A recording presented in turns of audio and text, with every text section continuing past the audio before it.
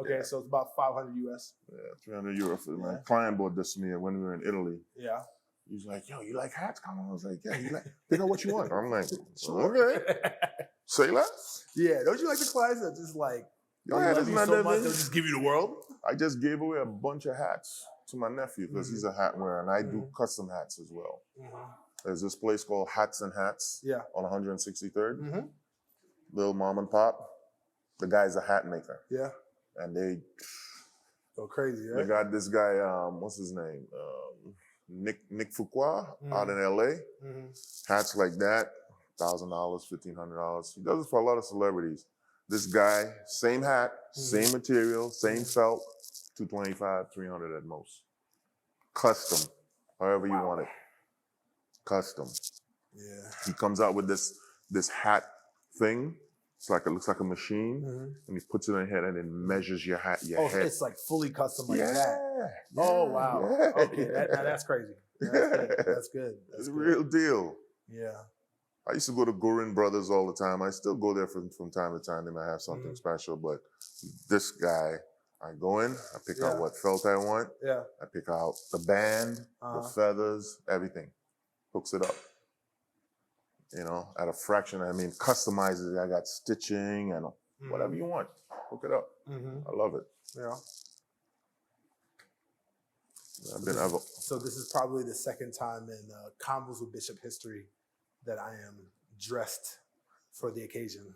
Well, I mean, this is the first. I had to oblige. No, there's no way how I can show up the way I did with this. Wait, what? I can't do that. First time I see them in dress. So I see you in shorts. Yeah, exactly. Gear. Bro, I'm like listen, man, I'm the Mark Zuckerberg of clothing. I was going to really go at it as, let me put a suit on. I was like, that's overkill. I went and pulled a suit out because I had a whole bunch of suits. All my suits are custom, but from Xenia. Yeah.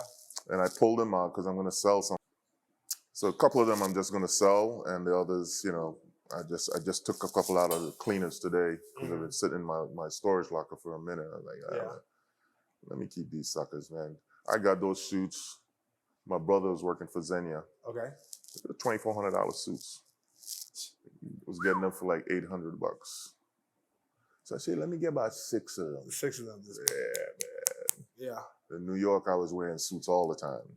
You know, so I was like, yeah, we're gonna do this. We definitely gonna talk about New York, sir. Oh yeah, absolutely. We have New York is very hearty conversation. New York is a lot of my beginnings into the world that I'm in right now started in New York. Cool. You know, and just one thing, it was a progression. It was a progression, and I really enjoyed that. Good to go. A little bit of a prelude. We're good? All right, cool. All right, Mike. Welcome everybody to another edition of Convos with Bishop. My name is Marvel Bishop, Mr. No Way But Up, Mr. Master Delegation, Mr. No Way But Up, the Walking Icebreaker, and the Ace of All Trades. Appreciate everybody for listening and tuning into the YouTube channel. I appreciate everybody that's listening, the audience. Everybody's rocking with us. And I am here today in, what is this? This is like kind of like Midtown area? Midtown, yeah. Yes, I'm in beautiful Midtown. A little bit of a different scenery as always, because you guys want to capture the different ambiances for every episode. And today, this is actually the first time that I am questioning my qualifications. I'm having this conversation with you. Like, I don't know, am I qualified to have this conversation? No, I mean, I'm not even serious. 100%. Yeah? You're good. I'm here with a gentleman today who's becoming a good friend of mine, a mentor as well too, especially in the parallels of the business that we're in. I barely even hold a fucking candle to this guy, but you'll get to know why in about 5 minutes. But I definitely aspire to him, man. And definitely he's a big, big inspiration, not only to me, but to everybody that's in the industry as well. The track record and the people he has worked with far extends the wall of China, to be very honest with you, from, if I could speak, the Quincy Joneses, the Naomi Campbells, the Jay-Z's, the Beyoncés. That's just the tip of the iceberg, as well as actually being in the presence of Nelson Mandela.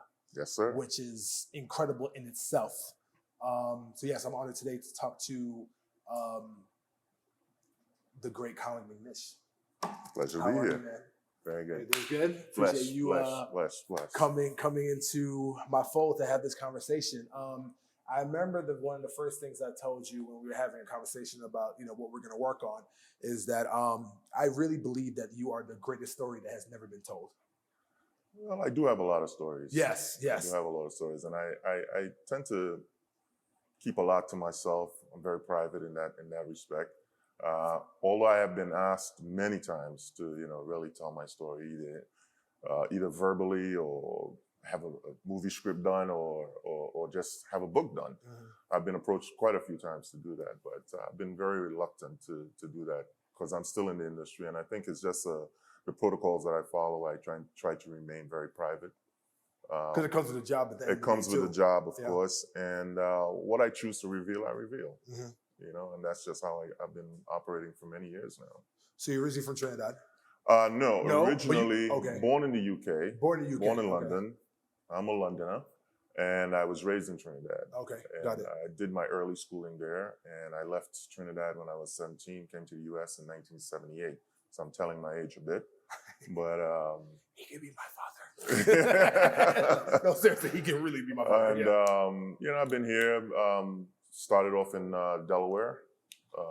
I lived there with my guardians at the time, my aunt and uncle, and went straight from there. From high school, was actually one of the first kids out of my high school to get a full Division I athletic scholarship. I ended up going to Temple University, and I did my full tenure there under the tutelage of the coaching, I should say, of John Chaney, the late great John Chaney. Rest in peace. Rest in peace to him. And he really helped me, not only as an athlete, but as a young man coming from the Caribbean and making that whole transition. It was a tough challenge at first, but made it through. Learned a lot. What was one of the challenges that you had to face? I think one of the challenges was first of all being on my own in that respect. Being a college student, being a student athlete, I didn't fully grasp it at first, and I think my freshman year. I didn't think I had any responsibilities, and I wasn't going to class, and I almost flunked out. And needless to say, I couldn't deal with the embarrassment of me having to flunk out of a Division I school and what would my parents think. But anyway, I pulled my bootstraps up, and I got back on track. And I think that was really the biggest thing for me, just being on my own and being responsible for myself. And knowing when to get up and being at practice and meeting with your tutors and going to class on time, that responsibility kind of I wasn't ready for that. But I soon saw the bigger picture and, graduated, thank God in '84. Nice. And kept it moving from there. Kept it moving. I think when I graduated, I ended up going to playing ball in the summer leagues, some of the Pro-Am leagues in Philly at McGonigal Hall at Temple University. And I had a couple scouts look at me. I ended up getting an agent and ended up going to Europe, playing about 6 years in Europe. I had a great, great career. I mean, didn't make a lot of money, but I just like the fact, the experience, the travel. For a young man in his 20s, there's nothing better. At that stage in my life, there was nothing better. And it was a great way to extend my career and make some money and see the world. And with that, it really opened my palate to the world, so to speak, because everything was just the US. And when I got to Europe and I was like traveling to all these different countries and meeting all these different people, man, I mean, I was a big sponge. I was just soaking it all in and learning and growing as a young man, so that was just part of my early journey. I think the great thing about the experiences that you were having, as far as coming from the UK to Trinidad, and you pretty much came to Philly for Temple, and then after that, then you graduated, and now you went to play ball overseas. One of the things you said that college has pretty much prepared you to be alone and also to be on your 2 feet. Yeah. Yeah, right? Yeah. And also, too, on top of that, that has actually prepared you for overseas work, overseas playing ball, because you had to be on your own. You're a grown-ass man at that point. Absolutely. But even with those experiences, it's kind of funny how like those experiences will also help you prepare for your career, because in the art of executive protection, close protection, and everything else too, like you have to be a man of your own.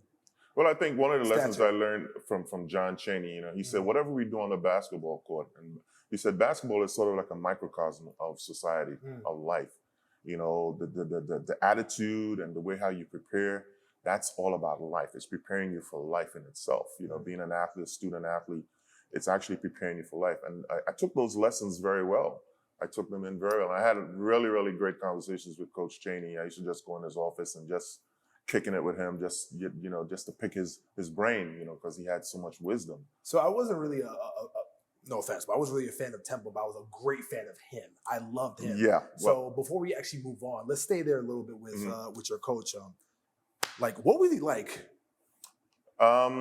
He was a very, very tough taskmaster, meaning that he expected what he expected from you. And you have to put in the work. Simple as that. I remember doing an interview for ESPN2 many years ago. And I remember Coach Chaney saying to me, he said, "McNish, you're going to die the death of a racehorse." And I was like, what the hell is he talking about? He said, "I'm going to run you to death." And so basically what he was saying is, you better be prepared. Do the work before you get on the court. So in the summers, I used to work out with the football team. Instead of just slacking off, I would get my body ready, get strong, hit the gym, work out with these guys, because their training regimen was a lot different from basketball players. A lot of basketball players back then didn't lift weights. I started lifting. Run, yeah. So, he basically, taught me, like, listen, you don't have to be the smartest. You don't have to be the fastest, the most talented. He said, but you're going to be smarter than everybody else. And that's how Temple won a lot of their games. We just outsmarted. We didn't turn the ball over. And, those lessons just transcended to me, because I know I'm not the smartest kid, but I worked at it. I put in the work. I wasn't the most athletic kid, but I put in the work to make myself being able to compete. My very last collegiate game, who it was against? Michael Jordan. Oh, North Carolina. Okay. North Carolina. Sam Perkins. Really? Kenny Smith. Brad Daugherty. Matt Daugherty. That's dope. Jordan. Yeah. That was my very last collegiate game. And I was in awe of him, because of all the things you heard about Michael Jordan, what he could do, and even when he was in college. And that was the year that he won the championship, because that was his third year. I think so, yeah. Yeah. So I remember playing against this guy, and mentally I prepared. Mentally, I'm like, I know this guy's a superior athlete to me, but you know what? I'm going to give him my best shot. I mean, inevitably, he dunked on me in the game on national television. You can't avoid it. You can't avoid not getting dunked on by Michael Jordan. It was a fast break with him and Kenny Smith. You can pull it up on YouTube if you want. He dunked on me. I'm like, you know what? Hey. You can have it. Hey, it's greatest of all time dunking on me. It could be worse. It's my claim to fame. Michael Jordan dunked on me in the game. But, it just tells you, how far I had come, playing against one of the most elite athletes in the world. And just putting in the work ethic that Chaney taught me, just go out there and put in the work. And I used to get to practice when I was my senior year. One of my responsibilities was making sure the younger players get to practice on time, whether it's snow, and we had 5 o'clock in the morning practices, so it was quite an activity to deal with. But I remember there were a few times that I got a couple players late, and I had to run. I had to do laps for them. I was like, you know what, this ain't gonna happen. This is not gonna wash. 5 o'clock in the morning, this is not gonna wash. We're not having this. But it was all good. It was all good. It worked out really well. But I do think that one of the biggest things with coaches that you've learned is like the art of discipline. Oh yeah. Like discipline is probably the common denominator, honestly, for his teachings. He was big on that, man. The discipline, if you don't have discipline and copulated with consistency, this guy was like this every day. 5 o'clock in the morning practice to say, listen, they might outrun us, out this, but nobody's ever going to outwork us. Yeah. And you hear players like the late Kobe Bryant say that. He outworked everybody. Yeah. As talented as he was. Michael Jordan, the same thing. Yeah. As talented as these guys, they outworked everybody. Yeah. They set the bar. No. You know, so, you know, I respect that. And even now, you know, that's my mentality. And that's something that stayed with me. You know, that's part of my DNA. I will outwork anybody, man. Yeah. You know, any day, anytime, let's go. This is what we got to do. All right, let's put in the work. So speaking about your work ethic and, you know, your career, let's talk about the beginnings of your career, because you said that New York was pretty much like your staple of your journey within New York, I started off in the security business. Started working at Macy's, Herald Square, you know, as a door guard, you know. And even though I had all the qualifications to get into the junior exec program, they really saw me as being an asset there because, you know, back then they had a lot of boosters, kids running in and stealing and whatnot. And so I was more of a deterrent. And they found me more useful as being a deterrent. And I stayed there like maybe 2 years, became a store detective. It was great. I learned a lot, but I moved on. And when I did move on, I moved into the nightlife industry. I got into the club life, the nightlife. And that's where I really excelled because I was not just another big guy. I was a guy that was articulate. I presented myself a certain way. And I made the clients and the customers that came to whatever establishment I was working, whether it be a club or a restaurant or a lounge, they felt very comfortable. They felt welcome to see a big guy and a familiar face that remembered their name. Yeah. You know, stuff like that. And it really made me stand out. You know, it really made me stand out. And not that you needed to stand out even more. Not I mean, because of your height and your size and everything. You know? Well, I mean, there were other big guys like me as well. Got you. I mean, the crew that I roll with, man. I mean, guys 6'7", 6'8", you know, big dudes like yourself. And but you know, and I used to tell guys, I said, listen, don't be a doorstop, man. Don't just be a big guy at the door. You know, speak. You know, be personable. You know, be approachable. And so that made me stand out in that respect. And I had a lot of wealthy clients that would, you know, need me. You know, hey, Colin, I'm going to such and such. Can you come out with me? And I'm like, sure, no problem. I travel with them, and you know, they were pretty consistent with me. What was the first client that approached you for a the job like that? first client that approached me for something like that, and we're still friends to this day. Oh, beautiful. A young multimillionaire. His name is, I'm gonna call his name. His name is Jeffrey Cohen. And Jeff was a young kid, a lot of money, come from wealth, and you know, he was a little loose cannon, you know, but really nice guy. And he loved to go out to Vegas. He loved to gamble. So he asked me one day, he said, listen, I'm going out to Vegas with a couple guys, you know, could you come out there with us, you know, just to keep an eye on things? I said, absolutely, let's do it. And that was like a regular thing for us, you know, every 3 or 4 months, we're out in Vegas having a blast. You know, at least he was, you know, I'm working, I'm taking care of things. And it just developed into a great relationship where I'm like, Jeff is in his 40s now. So we've been friends for about 25 years now. And I know his whole family. You know, I was there at his wedding, there for when his son was born. Nice, nice, yeah. You know, so he doesn't say they become family, man. Yeah, Like, absolutely, absolutely. Yeah. And we're family now. You know, I know his dad, his mom, everybody. We traveled. Last time I was in Europe, I traveled for almost a month with him in Europe with him and his entire family. You know, so that's the kind of relationship that I've developed over the years, and him being one of the very first that I started off with, you know, traveling. And they're numerous. There's so many that I'm still in contact with, some I've lost contact with, but he is the first person that comes to mind.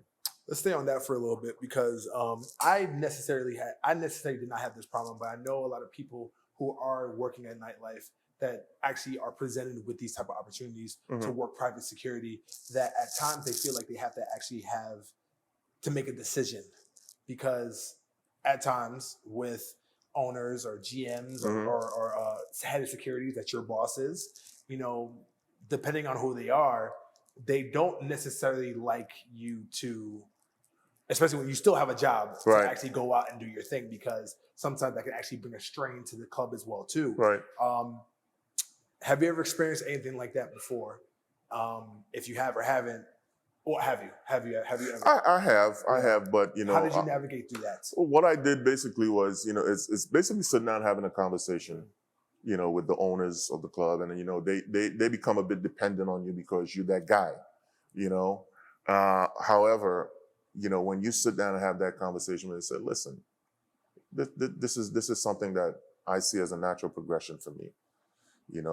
These customers that you have here, I have a great relationship with them. They will come here. A lot of them come here primarily to see me because of the care that I take. I show them. And I said, let meet me halfway.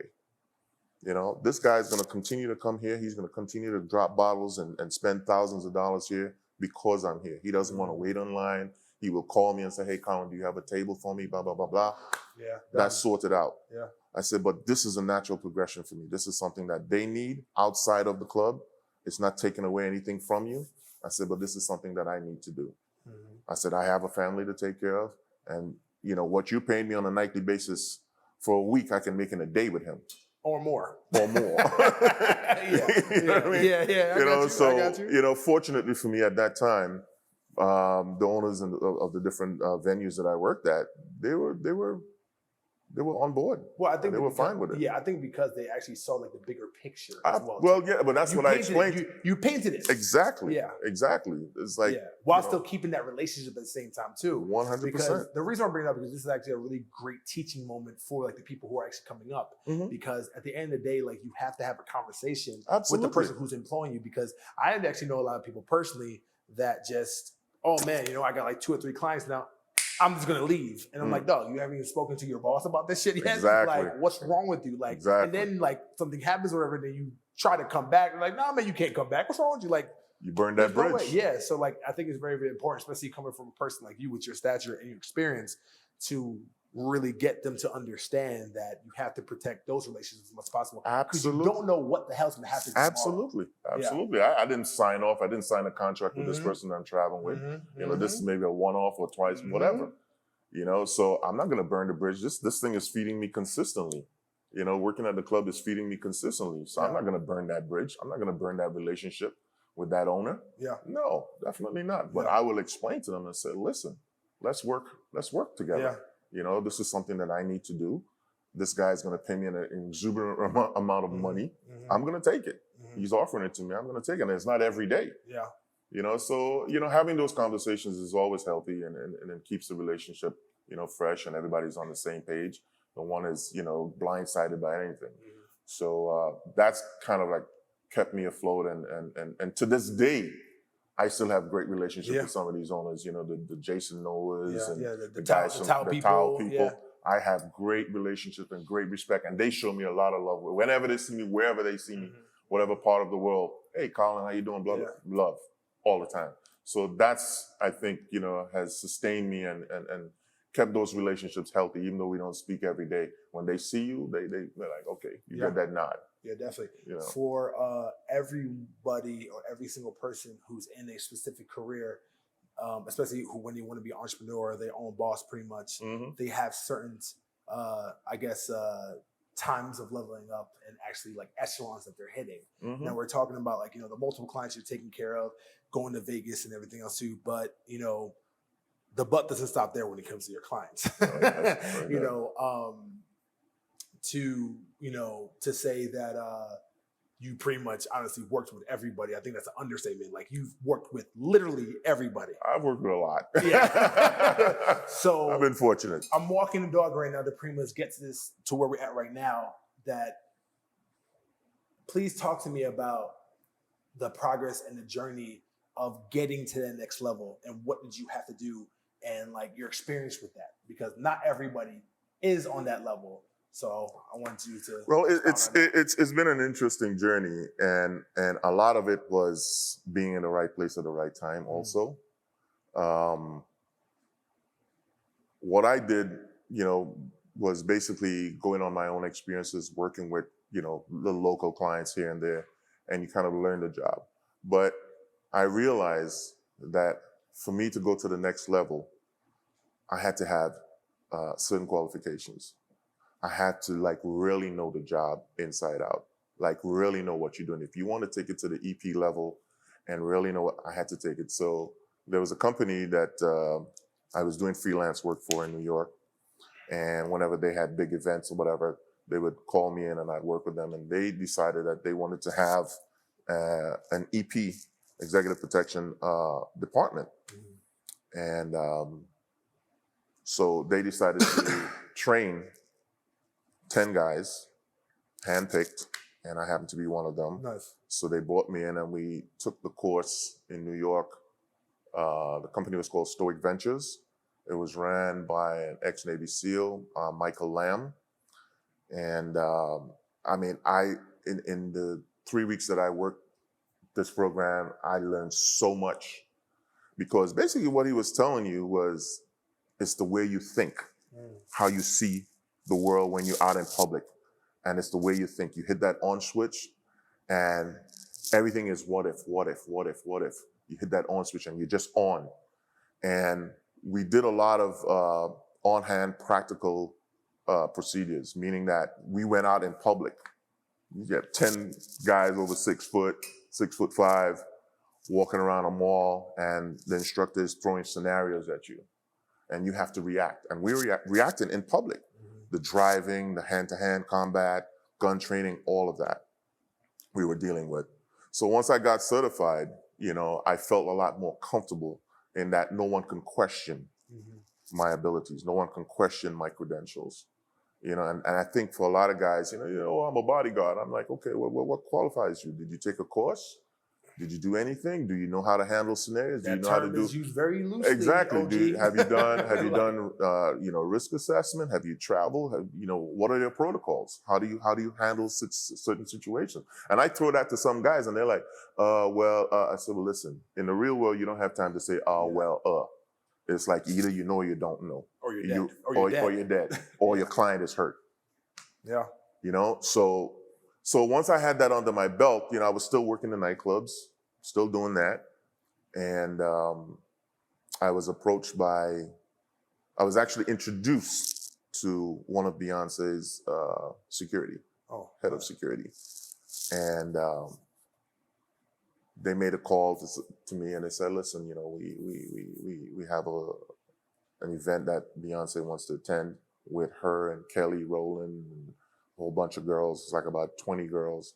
We want you to do the advance for us. And that was the first thing that I ever did on that level with a major celebrity. All I had been working with celebrities prior, Tyra Banks, but it was more of a team effort where, we do stuff at her studios. When she was doing her television show, we do stuff. So basically, just working on the property. But now with this one, where you doing? But with her, this is on you. This one was on me. And how did that make you feel? I was up for the challenge. I was like, okay. They threw me in at the deep end, and I basically knew it was a test. Let's see how this guy does. We'll make an assessment based on what he does. And when they came through, everything, not a stone was unturned. Everything was on point. Good. They came in, we call it a smooth in, smooth out. They came in, boom, boom, boom, everything. Cars were set up, parking was set up, private bathroom was set up. Everything concerning her in terms of her protocols, everything was done. Everything. And we were in a big crowd in the theater. Everything was done.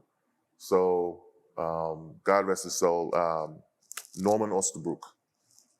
He was the head of security for Beyonce at the time. And when he saw that, he was like, okay, this guy knows what he's doing. Because they're always looking for good guys that know what they're doing and could fit into their protocols. Yeah. And they started to rely on me more, calling me out for jobs with her and go ahead. Yeah. And that worked out really well. And then her tour came up. I went on tour with her. It's probably one of the most challenging things I've ever done in terms of the workload. Logistics too, right? Because there's so many things, so many moving parts. Yeah, right? A lot of moving parts. Yeah. And she moved with her entire team. She had, her whole production. She moved with all her dancers, her band. And then we had the A team, which was basically her hairstylist, her two stylists, her mom, her sister, and that's like the close-knit people that you had to look after at all times. That was an experience, and I learned so much working with her. I mean, we've done some really big things. When Obama first got inaugurated, we were there for the first inauguration. We had to get clearance from Secret Service, the whole nine, and that was quite interesting to say the least. And being literally this close to Obama and Michelle. That's incredible. That was an experience. The first inauguration, I have to admit, I literally cried. Yeah. Because I was standing there. And you're there. You're yeah, right. You're not in the crowd. Part of history. You're there. Like, you're right. Good. Right I'm getting goosebumps. I'm getting goosebumps talking you're about it. right next to the first Black president of the United States. Yes. A quick story as a segue. Please. I have, when I met Michelle Obama, and I said, I know your brother, Craig. Her big brother's name is Craig Robinson. And Craig went to Princeton, I went to Temple. We played against each other. And then we were teammates in Europe. And she was like, you know Craig? I was like, yes. So I shared that story with her. And I said, 6 degrees of separation from the White House. I'm affiliated with her brother, Craig Robinson. So she got a little chuckle out of that. It was pretty cool. But that in itself, that whole experience working with Beyonce, Jay-Z was very challenging, to say the least, because of, it's like almost guarding the president when they move, But like I said, I learned a lot, and it just took me to different levels. How many personnel that you had for Beyonce for that tour? Okay. We had it was myself, Julius, Norm, Big Bob. Bob basically handled all the venue. He was venue security for us. Okay. So he had everything set up in terms of all the protocols for passes, her room, everything coming in and out. And plus we had all our different drivers that we had to vet, in different countries. And that was really it. So basically she had 2 security with her all the time, myself and Julius. Okay. Julius is still with her. He's been with her like 17 years now. Oh, really? Yeah, he's still with her. He's running the company because unfortunately, Norman Osterbrook, he passed, I say passed away, but we spoke about that off camera. And Julius took over, and he brought in his own team. Julius and I still converse. I just spoke to him not too long, about 2 weeks ago. Nice. We still stay in touch. Busy guy, and he loves what he does, and he does a remarkable job with her, But I was glad that I had that experience, and I was also glad when I left, because I don't think for me personally, it was not something that I could have sustained, because I got burnt out when I was on tour. And the company itself moved me on to work with Drake. So when I left Beyonce, I went with Drake. Okay. This is young Drake. This is young like Drake. 2013? Drake was like 22, 23. Okay, so this is like 09. Yeah, this is when he just dropped his first album. He was on the road. He was on the road with me. And he dropped his first album on the road. We had a studio bus that he would do a show, and we were doing all colleges. He would do a show, finish the show, we'd do a PA at a club with promoters, whatever. After he finished that, say 4 a.m, then he goes on the studio bus to record. Jesus. And then sleep after that, 8 in the morning, 9 in the morning, whatever time he finishes, and he'll go to bed and sleep all day, and then get up at night and rest, repeat. And I had a great time with that young man. He had a lot of respect for me. And I was almost like a father figure because I was like the oldest guy on the tour. He had a young band, everybody's in their 20s. Yeah. And I kind of pulled him under my wings, and he saw what I was bringing to the table. He kind of felt that energy. And that must have felt good, honestly, to know from your own clients the type of value that you're bringing. Absolutely, to them. absolutely. As far as exceeds executive protection. Absolutely, because these young guys, we've had a couple situations where it could have gotten really testy, and calmer, cooler, and wiser heads prevail. I'm like, no, we're not going to do that. I remember, true story, we were on the tour, and I think we went to some campus we were going into, and those guys are weed smokers. And I told them, I said, let me tell you something. This is what's going to happen when we get to the next stop. I said, I don't want a seed. I don't want a stem. I don't want no weed. No, get chloride. I kid you not. And I told them, I said, if we don't do this, they're going to bring sniffer dogs. They're going to bring dogs to go on the buses to sniff. Jesus. And I said, it's not going to fall on any of us. It's going to fall on you. And it's going to end your career. So said, so done. When that happened, he just looked at me and I said, told you. True story. True story. told you, we got to the campus because you're in their jurisdiction, so they can do whatever. And they came on the bus, sniffer dogs, moving around. They're looking for something. I said, I don't want a seed, nothing. Yeah, well, thank God for you, man. You know, so real quick, so now you talked about the experience with Beyonce, and now you're talking about this with Drake. From your lens, because you took care of both of them from like major extents, what were like the differences of doing the EP work for Beyonce versus somebody like Drake? Totally night and day. It's night and day. Yeah. Beyonce is a top of the food chain. A-list celebrity, can't walk the street by herself. You know, Drake wasn't really, he was known, At but that time, not. he could have probably walked by himself. Oh, absolutely. Oh, okay. Absolutely. He's not the Drake now. Like not now, the Drake now. Yeah, you know, he's a top of the food chain right now. You know, Beyonce and Jay-Z, I remember we were in New York one time and I'm following in the security car. They're in their car. Actually, Jay-Z was driving his Porsche. And all of a sudden they just decide to stop and jump out, middle of Broadway. And within 2 minutes, mobbed. You know, and it's just myself and one security and the drivers. Yeah, liability here. It's like, and they decided to walk around West Broadway and go into stores and looking for sunglasses.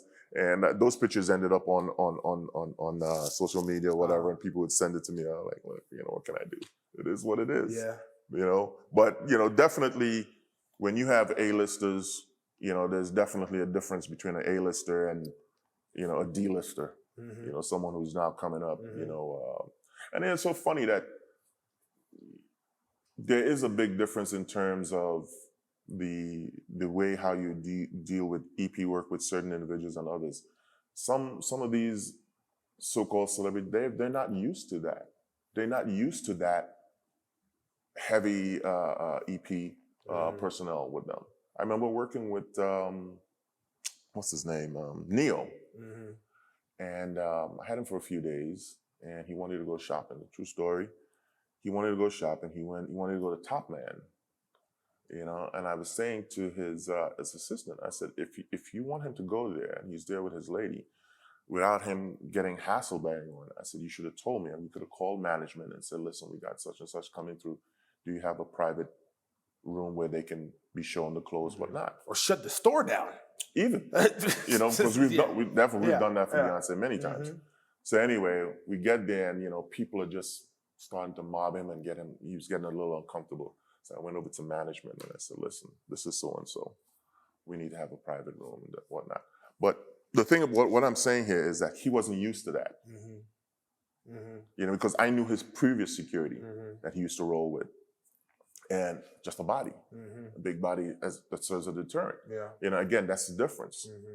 In EP, you're basically making sure that you're the buffer. Not necessarily the deterrent, but you're the buffer between, you know, even management, even customers, even people that work in the store. You're the buffer. There's and agree with me if I'm right, but within EP work, there's a level of concierge. Absolutely.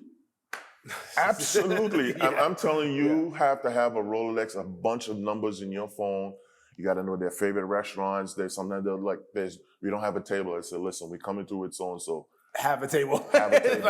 And they will have a table. They will have a table. You know, they want to go to such and such store. You got to call up management. Boom, boom, boom, boom. Where can we park the cars? Where can you do this? You know, and you know, because everything has to be staged a certain way to get them in, to get them out. Exactly. Everything has to be exactly. Yeah, definitely. Exactly. So it's a lot of pressure, and sometimes you have to react really quickly. You have to know people, and you know, have accessibility to certain things. And once you have those things, you know, you can prepare. A lot of times you don't have time to prepare. And you just have to like, okay, we going in. You be going in. That's it. So speaking of preparation, speaking of logistics, and speaking of just overall getting everything ready for a certain task, I don't know if you know where I'm going with this. Go ahead. I would love for you to talk about probably the biggest production that you've ever been a part of. Ooh. In India. Yeah, well, let me tell you, that was monumental, to say the least. I did my client's, Russian client, 50th birthday party in Jaipur, India. And I've never been to that part of the world, know nothing about it.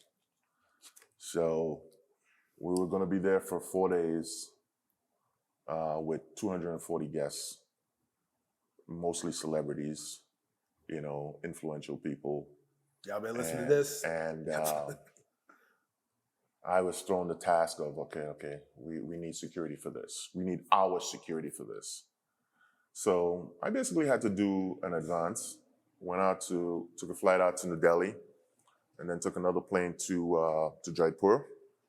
We got out there and basically did a walkthrough with production. Production had already been there, did a walkthrough as to where we're gonna be, where things were gonna be staged, because we had different venues. And in doing so, I had to understand the logistics of moving people and getting them to different spots. So production was very helpful in that respect, helping me as to who, what, when, why, and how was gonna happen. What I needed was a security company out there. I had no connects in India. None whatsoever. So what I did find out was who does security in India. It was a South African company. I got in contact with them and they basically handle the logistics on the external. In terms of the programming with production, they told me we're gonna be doing this here, and these are celebrities we need to make sure that. So I got in touch with my team in New York. I had a bunch of about 4 guys up in New York that do EP work with me. And we basically mapped out exactly where the movements are going to be for each day. So I did actually 2 advances to make sure everything was, because of the level of people that were going to be there. Yeah, We had Quincy Jones, Diana Ross, Shaka Khan, Buddy Guy, performers. It was one of the I'm getting goosebumps, I'm telling you, it was one of the biggest productions. It wasn't so much of a headache, but I did not want to leave any stone unturned. And everything had to be perfection. Everything had to be perfection. Everything had to be clockwork. Because again, it's like, Wild Wild West. I've never been to this part of the world. Never been to India too. And then real quick, I think that this is really a test to your trust to certain people in your own industry. Yeah. Because not only going to a place that you've never ever been to, but you have to trust a new company that does what security at the end of the day. Yeah. And you have to distill that trust within them so they won't fuck up. Well, so there's double pressure there. The reason I took this company also too, because they operate in India.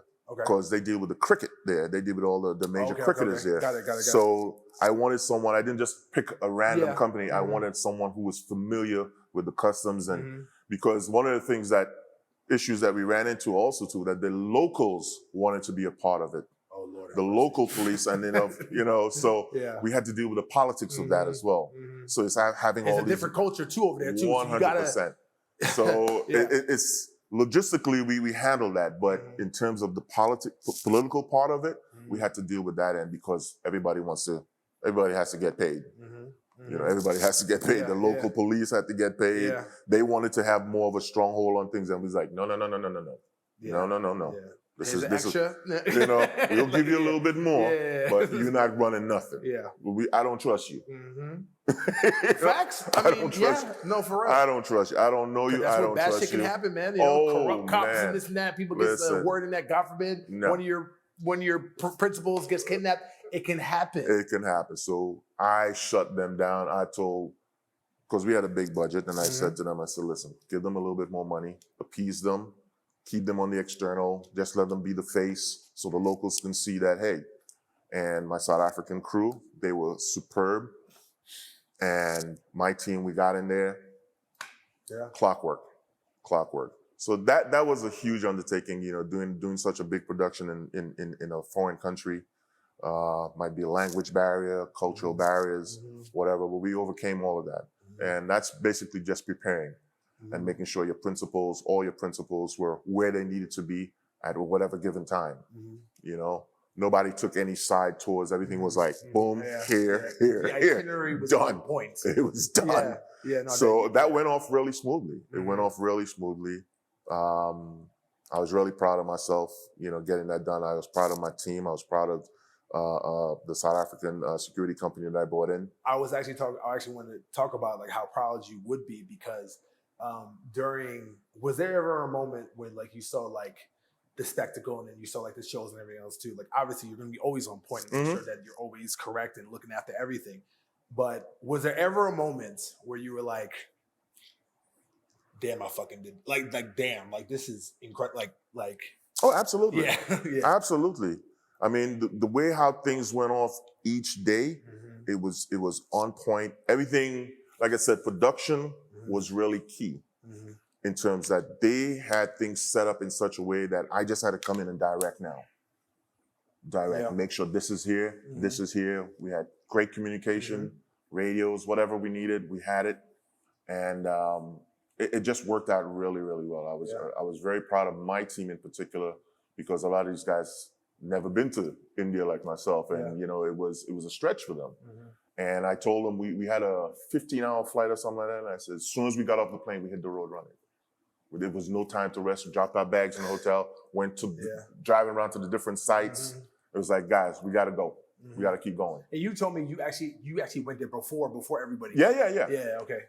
I did the first walkthrough with the production. Good. Because nice. the sites were phenomenal. We were at this 14th century fort, up in the mountains. It was unbelievable how they transformed these places. And we got there, and they literally had a crew to come and measure you, because you had the first night the first night after you landed, everyone had to wear Indian attire, for the first party night. And the very next morning, your costume was made. 240 pieces was done the next day. Yes. Women in their saris, men. I still have my gear to this day. I never wore it. Yeah. I was, all suit and tie, the whole nine, but they measured me up, my crew. Yeah. Dope. It was amazing. Amazing. I to this day, I haven't come across any production like that. Dollar amount, how much you think everything was costing? Just to have some fun. Was that? Dollar amount, how much you think, like, everything? I can tell you the number, $7 million. $7 million. I mean, I was there for it, man. Just for a few days, just $7 Jesus million. Lord. $7 million. It was when I saw my client's face when they brought him in. He brought him on a white horse with full regalia. Yeah. This man, if his smile could be any bigger, it would have.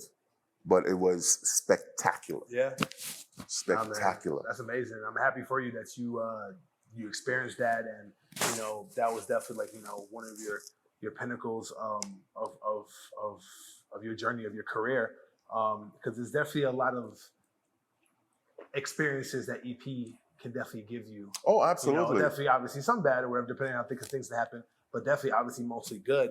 And one of the other great experiences that you actually told me that you had was being in the presence of Nelson Mandela. Well, let me tell you, I've been fortunate to be around a lot of celebrities, many of whom I'm never really not in awe of them, but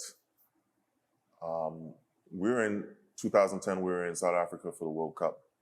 And Naomi Campbell at the time, she was very instrumental in bringing the World Cup to South Africa.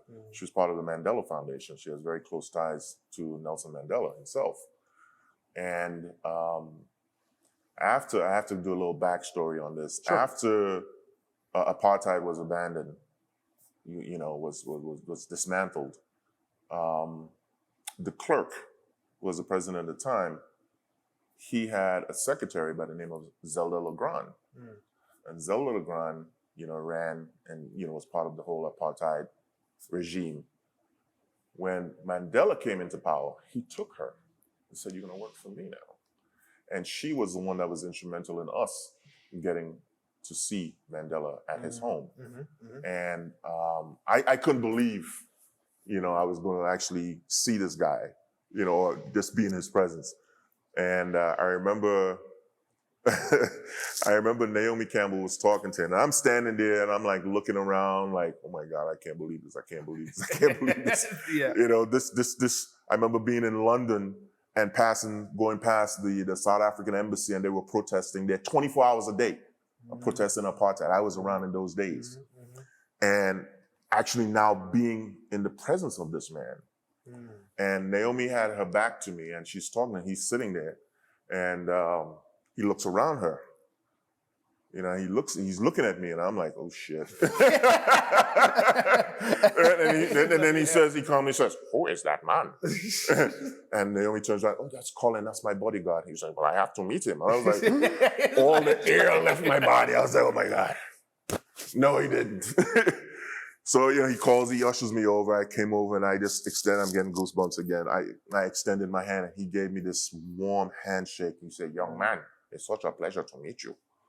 I said, sir, no, the honor. I said, the honor is all mine. And he embraced my hand, firm grip, and looked at me and he was just smiling. And that just resonated with me so much, man. To know what this man has been through and what he did and kept on doing, and his journey is amazing. His journey is amazing, and to be standing there and shaking his hand and having a brief conversation with him.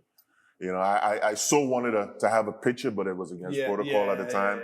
So I just savored that moment. Every time I talk he about would have said immediately, oh, of course. Like, But that was, for me, in terms of celebrity, that was one of the biggest deals for me ever, meeting this man. I mean, funny enough, when we were at the opening of the World Cup in South Africa, myself and Naomi were in the stands, and Joe Biden was there with the Secret Service. Okay. Joe Biden was there. No, not with secret. He had security with him because he wasn't president. And he comes over and is asking me, could I take a picture with Naomi Campbell? I said, Joe Biden. Joe Biden, go ahead. That's so funny. So he took pictures with her, and I just found it funny that he came to me and asked, man, go ahead, Secret Service, whatever, go ahead, take a picture. And that was a great trip. That was a great experience for me being in South Africa. I met Desmond Tutu, nice, Kofi Annan. I used to actually did security for his son in New York. His son used to come to the clubs I worked at. I used to look after him. And Kofi Annan was the president of the UN. Okay. And I met him. I met this guy, Tokyo Sawale, who is also the head of commerce, Chamber of Commerce in South Africa. So anything you want to do, any kind of business, you got to go through this guy. And I did security for him in New York as well, was his driver plus security in New York. So it was a great way to tie all of that back in there and meeting all these individuals. And Desmond Tutu is hilarious, God rest his soul. We sat down and had a meal together while then watching the soccer game. So it was amazing. It was an amazing time. Oh man, definitely, man. That's incredible, man. I really believe that all of the EP and bodyguards would just love to just experience just a fraction of what you've been through, man, and what you've experienced. You know what? I'm very fortunate, I have to say. When I look back at my career and things that I've done and places I've been, I find myself to be very, very, very fortunate, and call it luck or whatever, but just being in the right place at the right time and working with certain individuals like Miss Campbell. She's an international model. She's an A-lister, and she's well known. And working with her and her Russian boyfriend at the time really exposed me to a higher level. Working with Beyonce, Jay-Z is great, but when you're working with an A-lister and a private individual, the way they did things just took things to a whole nother level that I had never really experienced before. I was very fortunate, and but I was never in awe. You know, I was always professional and stayed with it for quite some time. I stayed with them for 6 years. Yeah, nice. You know, So looking back at it right now, especially with I guess like the newer groups and the people of EP and executive protection that's here in close quarters, wherever you want to call it, bodyguards. As an elder statesman in my eyes that you are, as far as being an OG in this industry, what do you believe is the critiques and the feedback that you can give looking at it from a person who has had as many as years experience as you had, as far as like what can be better? What do you think that's missing? What do you think is missing now that maybe was back then? Because right now, in my personal opinion, yes, we still got some great people that's in this industry, but it is diluted. It is not necessarily as it once was, because the certain people that do it, unfortunately, are not necessarily cut from the same cloth as the people. So what are your thoughts? Well, here's my thing. You know, I always tell people you get what you pay for, first of all. You know, and some clients, whether they be celebrity or wealthy individuals, you get what you pay for. And I always tell people, one of my mottos is, you know what you're getting when you get me on board. You know exactly what you're getting. You know, professionalism, you know, someone who is knowledgeable, someone who has access to get you in and get you out, get you wherever you need to be. From what I have seen over the years, you're right. There are some things that are lacking, you know, and I think that the advent of social media and people being too comfortable, you know, being a little too comfortable, and you know, hey, you know, I got this, you know, or I can dress this way, or I can roll this way, or I can do this, or I can do it. No, I shut all of that down. I'm like, be a professional. First and foremost, be a professional. Regardless of where you are, who you're with, be a professional. And I think that will stand true, and it would stand the test of time no matter where you are. And I think that's one of the reasons why I've been able to last this long, because I go above and beyond. Like you said, sometimes you have to be a psychiatrist, a psychologist, sometimes you have to be a dog walker. Whatever it is that is going to maintain a healthy relationship between you and your client, whether they be, like I said, whether they be celebrity or whatever, that, you know, there's a trust thing. And that has to be maintained no matter what. And I never break that trust with my clientele. And regardless of whether I'm with them, still with them or not with them, they know once they have me on board, they can trust me with their life. You know? And I will tell them, you know, I set certain protocols with them as well. It's like, look, you know, if we're in a situation and this is going on, and I see it happening, you know, don't question me. That's why you're paying me. You know, too often I've seen, you know, clients, they're questioning you, and then next thing you know, in the middle of like a life-threatening situation. Now, both our lives are threatened. I said, because I'm not bulletproof. I'm not a body armor. You know what I mean? I could only do so much. So my job is to make sure that these situations, you pay me to be your eyes and ears. I'm seeing everything that's going on. And if I see body language that could be personally, potentially detrimental to our well-being, it's like, we gotta go. We gotta go. I remember, true story again, I was with T.I. in Atlanta, and we were at a club. It took us literally about 20 minutes to walk to our table, to get to our table. It was that packed. P. Diddy was next to us, and you know, the Ciroc boys and another table was beefing with Diddy.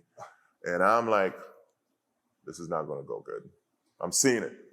I already saw the body language and the back and forth. And T.I. and his wife in front of me, they are standing on the table, and I'm like right behind them, but I'm watching everything that's going on. And I tell myself, you know what, this is not gonna. I text the driver, I said, bring the car around, bring it by the door, exit door. And what happened? Diddy and this table is beefing, and then our table broke, and I caught T.I. and his wife. I said, we gotta go. Literally, as we got to the door, gunshots. Threw them in the car, we were out. Kid you not. in Atlanta. Never forgot it. And I was asked to stay with them to keep that as a detail, and I said no. I turned it down. It's for the simple fact that there were just too many different hands in the play over there. Let's stay right there deal real with quick. that. Let's stay right there real quick. I think that is actually very, very powerful to actually give the courage to EP and close protection people right now and bodyguards to whenever you need to say no to certain jobs. Like Absolutely. you don't have to do every single No, freaking job. no, But no. a lot of people just think that, oh, it's the money, it's the clout, it's the this and that. No, Oh, I'm working no, with no, T.I., no. oh, I'm working with Diddy. No, respect to them, but with certain jobs come with certain responsibilities and liabilities as well too. So you have to be 100%. ready for that, to answer that call. 100%. I've turned down big. I've turned down Lady Gaga. I've turned down Kanye. I've turned down the Kardashians that was offered. Turned them all down because I just, it was just at that point is the juice worth the squeeze? Is it? What life are you gonna have? And for me, at that particular point, I wanted to have a certain quality of life for myself outside of EP. EP is great. It's a job, and I excel at it. I'm great at it. I love it. I enjoy it.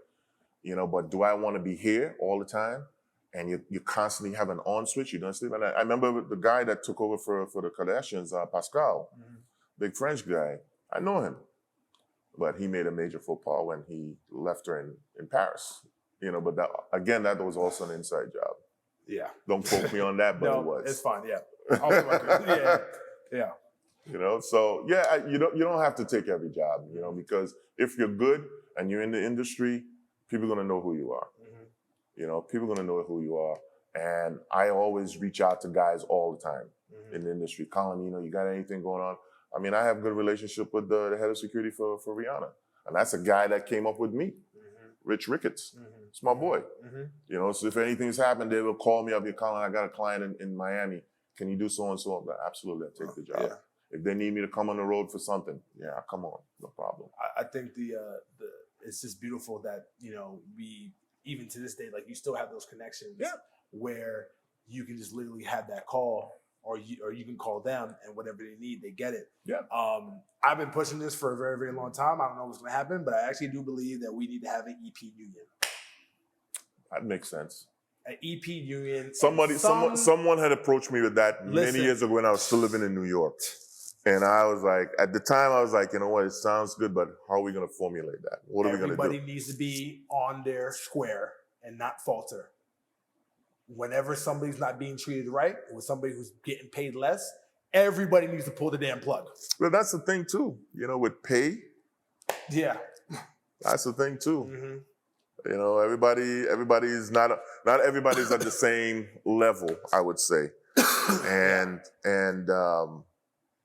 I hate having to go in and barter with certain clients because I'm like, listen, if you call me, I'm going to hit you with a price. But the thing is, here's the thing though. Like, if they're calling you, they should already know what the time it is. So let's talk. I mean, let's be. They know, but they still want to try you. They still want to try it. And I'm like, that's not going to happen. Yeah. It's not going to happen. Yeah. So we definitely need more people like you pretty much to stand I tell my students, I can get you somebody for that. I got a guy for you. Yeah. It's not going to be me. Yeah. But then also the union too, Colin, I really do believe that we need to have a vetting process in order to get into this fold. 100%. Because everybody thinks they're a damn bodyguard. 100%. Oh, I'm a big body. How many guys see me on the road and say, yo, man, I work out. I'm like, listen, bro. Brother, great. We both know people that is like 5'6", maybe even 5'5". Thank you. That will put us on our heads. Thank you. And I tell him, I said, my man, listen, it's not about this. This is a good deterrent. People look at it and it's like, you know what? Let me think twice. But it's really here. Preparation. Knowing what you're doing. If you run in a really good outfit, it's preparation. I watched, who did I watch with their security? Guys, what's that group, that rap group? Quavo and Migos. The Migos. Yeah. I watched them with their security. I was doing an event for them right here in Miami, Quavo's birthday party. And I watched the security. I mean, these guys look like they're a military outfit. I'm like, really? Yeah. I don't need that. I don't know what time you have. But, like, guys in armored jackets and guns the and AK-47 pointing I'm down. like, I'm good. I'm good. And I know a couple of them too personally, and I'm like, dog. I'm like, if it's that serious, I don't need to be doing that with you, bro. I need to be in a situation where I can get you in and get you out anonymously. And many times I've had Beyonce with me, and we got her into a building, in and out, and people come out after. Oh, I heard Beyonce was here. Really? I don't know what she you're was? talking about. What are you talking about? Really? Wow, it's amazing. Yeah. Get you in, get you out. Some people don't want that kind of and that sort of scene draws more of attention. Draws more attention because somebody's gonna want to test you. So I'm like, no. People say, well, Colin, you're 6'9", 290 pounds. People. I say, yeah, I can blend in. Surprisingly enough, I can. So how about this? What do you do with a client? What do you do with a client that you were informed with this job that you had to be all up on him or her, like as close as possible to pretty much make sure, like a Kanye or like somebody of that stature, but that same person is like, nah, man, get away, it's fine. So I'm not gonna say who the guard is, but there was someone that was taking care of Kanye, and it was as if they just needed these guys to literally become from 2 people to 4 people. Because as they got closer, he literally got to the point where they wanted him to be almost a block away from him. Wow. And but that wasn't the job. That wasn't the task. It's like, yo, like this, like, because I don't know. Have you worked with him? With Kanye once. Yeah. I mean, from what I've heard, he is kind of like, a little bit all over the place. So it's like, for you to be that close, and then he gets on like a client to tell you push away, is like, in that conundrum, like, what do you do? Because you don't want to piss off the client to the point where there's a problem between you and the client, but you don't want to be too far to the point where, like, you can't do anything. So, like, what's your advice? My whole thing, I've had a situation like that. I had a situation like that with Drew Hill many years ago. And that's when he had the Tong to Tong Tong song. And we were doing an event upstate New York. One of the radio stations, Power 99, they were the big sponsors, the whole nine, and he was performing the whole nine. And I told him, I said, listen, it's going to get wild in here. I need to be on you. On you. Yeah. And he said, no, and he's a little guy. Yeah. Yeah. He's like, no, go back. I said, listen, I'm here to do a certain job, and I want to be as professional and as efficient as I can. I said, but I already know the crowd here, and this is what's going to happen if you don't allow me. He got a little mouthy with me, and I said, okay. Took a couple of steps back, and he decided he wants to go in the crowd. As soon as he stepped in the crowd, oh my goodness. Chain gone, watch gone. This man's a psychic, man. This man's a psychic. Like, chain gone, watch gone. But we do this. Like, no, we do this. I literally picked him up, pressed him over my head, and took him back and put him on the stage. Yeah. And he couldn't say nothing. He just looked at me. I said, well, that was an expensive trip. As my grandmother, God rest her soul, would say, if you do not listen, you will feel. Yeah, that's a whole Caribbean thing, man. Hardened children will feel. So yeah, he felt it. He lost his watch and his chain. So, I try to establish these sort of protocols with them because a lot of times some clients, they have the notion of what they want. And based on where we're going, I'm like, this is what you're going to get. You're not going to have me standing over there at a palm tree and you in here walking through. No, that's not going to happen. I'm going to do my job. Yeah. No, you can fire me. I'm going to get paid regardless. You can fire me later. Yeah. But I'm going to do my job. Yeah. And I will insist. I was like, look, I understand you want space and you don't want me on top. I can only be this far away from you because in the event, if something happens, and that's always a possibility, I do not want to be held liable for from inaction. The training that you got from that Navy SEAL for that Thank program. You. Thank what you. if? What if? What if? You're thinking, oh, these are my people and everything is cool. I said, no. Everybody's a threat. Everything is a threat. Thank you. Yeah. Everybody is a POI, person Yeah. of interest. Yeah. No, You know, we're walking down the street. Definitely. I'm like, where's this person's hands? Yeah. So what is this person doing? Why is this person moving this way? Yeah. No, you know, and you're always assessing situations. We walk into a restaurant, what I'm looking for. Where's the next point of egress? How can I get out of here? You know, it's just an on button that you hit, and you just run through all these scenarios in your head. It's like, okay, this is what we got to do. So I got a personal question because I actually go through this a lot too. Can you ever turn it off? Yeah. I can't. Yeah. You can turn it off? I can turn it off when I'm home in my house. Oh, all right, then. Yeah. I remember. Listen, I remember when I was in New York, and I'd go out with my ex-wife, and I was, on my details, and we'll go out, and she's like, "Could you turn it off for a minute?" And I'm like, "I can't. I can't." Once I'm outside the house, friggin' complain at me and bitch at me like. Once I'm outside the house, like you're always in work. I'm like, listen, I'm sorry. It's either becomes part of your DNA. As our man Jay-Z said, either love me or leave me alone. There you go. It becomes part of your DNA, man, because that's just the way you think, and that's even me transitioning into the concierge end. I'm still, my foundation is still security. Period. End of discussion. You understand it. So you understand it, and that's just part of your DNA. That's how you're made up now. That's how you're forced to think. Because especially in this day and age, I think it's a healthy way to operate when you go out. I go into wherever. Yeah. Hotels, church, club, the store, Target, whatever. I'm always looking around. Always watching what people are doing. The world is the most dangerous it's ever been in a very long time. So play if you want. I stay aware. Yeah. Wherever you go, that's really the gist of it. Just be aware. People get so comfortable. Oh well, we're at so and so. Nothing's gonna happen. I'm like, really? Yeah. Tell that to the people who were sitting in the church. Yeah. And got blazed. Yeah. Unfortunately. Yeah. So it's that's the world we're living in. And I've been on that. I've always had that mentality since my training and field work, working with different people. Yeah. That's just my mentality wherever I go now. Yeah. I'm always cognizant. I could be having a great time. I'm like, every once in a while, I'm looking up and I'm looking around. What's going on in here? Yeah. What's different? Yeah. All of a sudden, the energy changes. Yeah. I remember after we did Obama's inauguration, me, Jay-Z, the whole security crew, we went to this club, in the hood. Of course. In D.C. And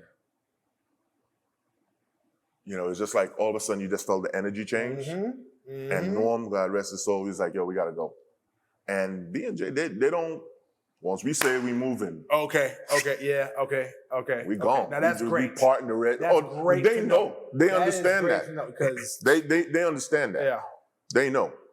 Good. They're not starting to question you and like, hey, why are we out? We got to go. Something's happening. Because when we're at the table, we're not looking at them. We're looking at the crowd. We're looking to see what's going on. And we're looking at the energy in the crowd. Yeah, definitely. If there's any kind of disturbance, let's go. Yeah. Cards are ready. Let's go. Colin's definitely been phenomenal, man. I mean, I can literally talk to you forever. Man, I got a million stories, man. We got the good ones also. But before we wrap, we got a couple of things to go over. So you spoke about the type of mindset that you need to have for doing the work that you do. Other than that, what is the type of advice and wisdom that you can give to, a young person that's in the industry to guide them the right way? Overall, I always tell young guys who are in the industry, always try to up your game, meaning that always try to better yourself. You're only as good as your last project. Everybody is different. Remain a professional no matter what. Remain a professional. Too often, again, I see guys that become very relaxed, very comfortable, and there's no professionalism in the industry. I show courtesy to everyone. I treat everybody the same. And I think it will carry you a lot further in your career path if that's what you choose to do. For me, as you say, I'm an elder statesman in the industry. I'm still no, not at all, not at all. Cool. I try to remain as current as possible in knowing what's going on in the industry, how things have changed, what methods are being used, and always learning, always trying to self-improve yourself. How can I be better? How can I be more of an asset to my clients when I do deal with them? And everybody's different. Yeah. But overall, I always say remain a consummate professional. You know, it will carry a long way, and you know, always seek knowledge. Yeah, another thing too, when we were sitting down in Rosetta and Brickell, you know, and I always learn like so much from you, but I was actually amazed. And at the end of the day, you know, you're never ever like nobody's above education. Absolutely. And even we were talking about a couple of things, whatever, that I was educating you on, Right. surprisingly. And you know, about like with like the concierge room as well too, and how you can actually like expand Of course. your network and everything into and your business to where you can get more revenue. And you were definitely amazed by that. So if you can actually be a person that can definitely be a student to the game who has all the credentials in the world and has worked from everybody from top to bottom, who the hell are you if you're 20 years old when you don't know anything from a can of paint? Exactly. My whole thing is, you know, you really, I've learned to sit and listen. You know, and my pastor used to say, if you're the smartest person in the room, you need to go into another room. Yes. You know, you can always learn. I'm constantly about that. Being a sponge, taking in information, be discerning, you know, and just learn, just grow. And it helps you to grow, and it helps you to be a better professional. It helps you to be a better EP professional. You know, I've been doing this for, my son is 30. Yeah, about 30 years, 28 years actually. I've been doing this, and it has opened so many doors for me, taken me on so many amazing journeys and experiences that never in my wildest dreams I could have actually thought I would be there in those positions, and you know, meeting the people that I've met. And I'm truly grateful for doing what I'm doing right now, and I love it. And whatever knowledge and experiences that I can pass on to younger guys, older guys, I would certainly willingly pass it on and have those conversations. For the young guys that are coming up, you know, stay on the path and learn. Yeah. Learn as much as you can, because the industry is changing and is growing. There are new things that are coming out, you know, and you just got to stay diligent with it. Yeah. You know, and every client, again, is different. Everybody, exactly. Yeah. Everybody requires certain things. Some people want you up on them, some people not. Some people, it's a whole big production with some people. You know, it all depends on what area that you want to deal with. For me, I've long passed all of that. You know, the heavy armed, and I've long passed all of that. I don't need that right now in my life. You know, I like the simplicity of it. I like the care that I bring to my clientele and the respect that I get from my client. You know, apart from the compensation, that's great. You know, that's just a byproduct, I think. You know, but people, I just had a Russian client not too long ago, and he said to me, he said, man, I've never had anyone like you work for me before. I said, why? He said, because the care that you bring and you go above and beyond. I said, yeah. I said, because I want you to understand that it's not just about a salary for me. This is my profession, and I will show you my character through my work, my work ethic. You know, and when people recognize that, it's like a light switch goes on, and it's like, wow, this guy's the real deal. Yeah. You know, and that for me is one of the biggest compliments.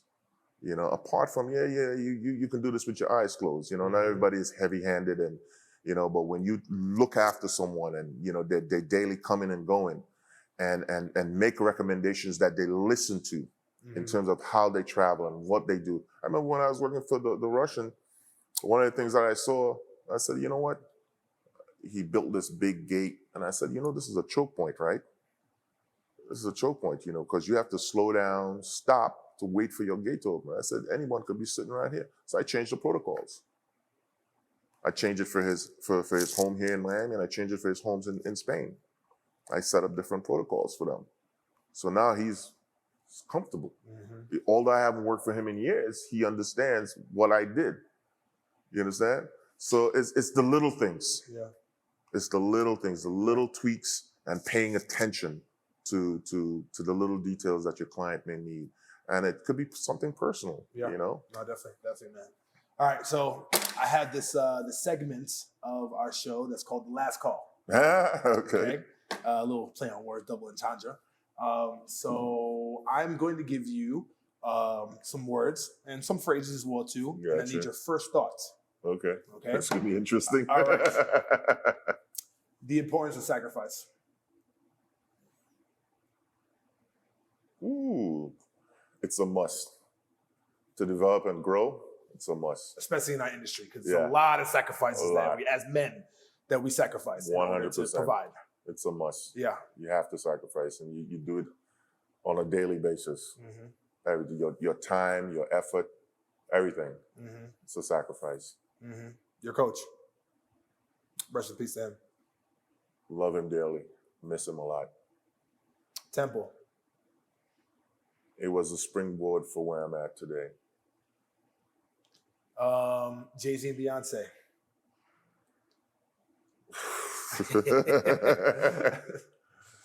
It opened the door Mm-hmm. to bigger and better things. Naomi Campbell. Ooh, that's a good one. Love her, hate her. We'll talk about that after, off air. The inauguration. One of the most moving moments in my life to witness first Black president. It just resonates with me to the core. Mm. Nelson Mandela. I've been blessed. Mm. I've been blessed to meet this man, to speak with him, to touch him. I've been blessed. That's all I can say. Okay. And lastly, Colin McNish.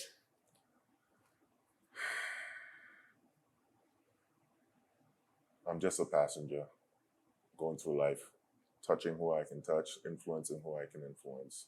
And hopefully I leave a mark in the world and those who I've touched. Well, you definitely left the mark, man. You left the mark for me, sir, and definitely other people around too. For the people you serve, for the people who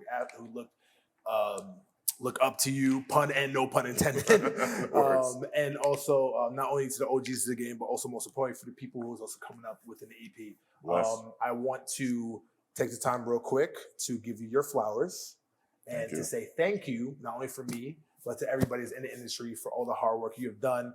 And this show is literally to do that, to not only give flowers, but to show people and to exemplify them into the light that they need to be. And I do appreciate, because I do know you a little bit, how, this is kind of a little bit uncomfortable, but I appreciate you opening your arms and everything else too, to have this conversation. And I can't say thank you for all you did because you're continuing, but thank you for all that you do. Pleasure. Thank you for having me. My brother. Blessings. Thank you, man. I appreciate it. Blessings. All right, guys. Until next time.